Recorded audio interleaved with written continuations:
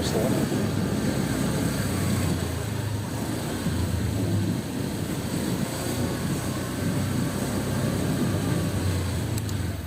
Wala, gusto ko lang subukan yung camera.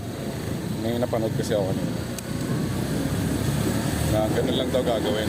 Di ba yung binidyo ko yung nanginginig? Ito nawala na eh.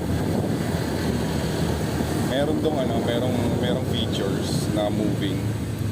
Yan lang yung gagawin mo. Tanggal ko na eh. Dapat yun yung gagamitin ko para sa camera. Eh, ang pangit lang kasi hindi siya kagaya na ito na namumove siya. Yung kasi nakafix lang yun eh. So yung tutok mo, hindi yung magagawa. Ay, sige. Mark.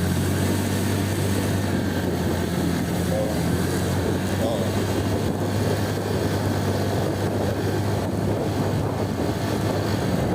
Oh, nawala nga yung ano. Kailangan i-ano mo lang daw yung fast moving.